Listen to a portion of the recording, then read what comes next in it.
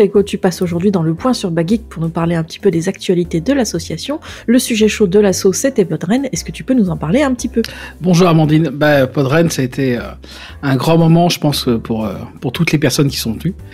Et ça a été un grand moment pour moi. Et c'est toujours la fête du podcast, quoi. On est là pour ça. Et du coup, tu nous as réservé une petite surprise cette année, comme l'année dernière, et je crois que c'est désormais en ligne, on peut désormais les écouter. Ouais, donc comme l'année dernière, je suis passé interviewer les gens au festival. Donc l'année dernière, j'avais interviewé le public. Cette année, j'ai interviewé les gens qui sortaient de scène.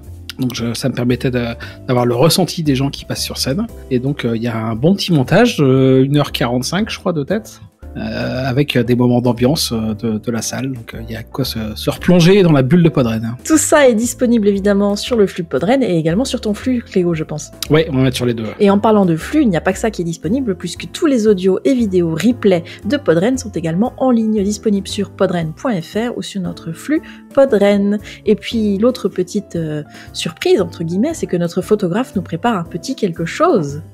Ah oui, un beau livre photo, comme il nous fait tous les ans.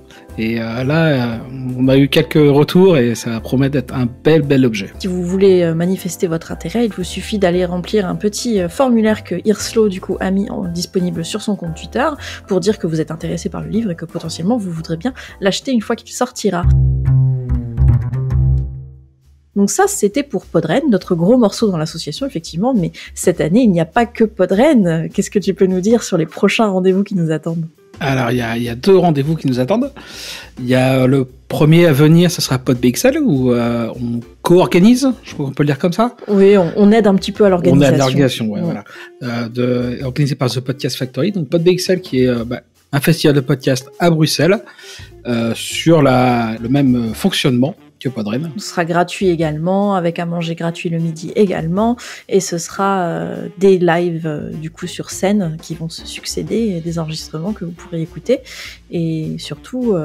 c'est le 1er juillet. 1er juillet 2023, et vous pouvez vous inscrire sur Eventbrite pour également manifester votre intérêt, et on a besoin de savoir si vous venez pour tout simplement préparer assez à manger pour tout le monde, pour les mêmes raisons que Podren, également pour des raisons de sécurité. Mais il y a encore un autre rendez-vous podcast cette année, Clégo. Oui, il y a un autre rendez-vous fin octobre, le dernier week-end d'octobre. On se retrouve à Castres, et non, c'est pas une blague, c'est bien podcast. Et donc là, pour le coup, c'est nous qui organisons également, donc c'est vraiment un espèce de... On n'aime pas dire mini Podren parce que c'est pas vraiment vrai, mais en tout cas, on va le faire sur le même modèle. Ce sera un petit peu différent parce que le lieu sera différent également, puisque on pourra pas vous proposer le buffet habituel, mais il y aura à manger sur place et tout se passera bien, on en est certain, puisque on a très très hâte de vous retrouver cette année pour un deuxième rendez-vous pour les 10 ans. Ouais, je pense qu'on va être bien là-bas. Enfin, vous allez bien, parce que personnellement, je n'y serai pas. Mais ça va être encore un bel événement. Mais je crois qu'on te verra à PodBXL. On verra à PodBXL, ouais. Donc ça, c'était pour notre gros morceau Podren, mais on a un petit morceau quand même Vodio. On a eu un petit développement de l'application du site ce mois-ci, puisque désormais, vous pouvez migrer des épisodes de votre flux RSS sur un autre flux RSS. Si jamais un de vos projets ne venait plus à vous convenir sur votre flux RSS, vous pourriez prendre les épisodes et les déménager sur un autre flux que vous auriez créé, par exemple. Et c'est désormais disponible pour tout le monde. Voilà. Ouais, ça peut servir aussi si vous êtes tête en l'air et que vous mettez dans le mauvais flux.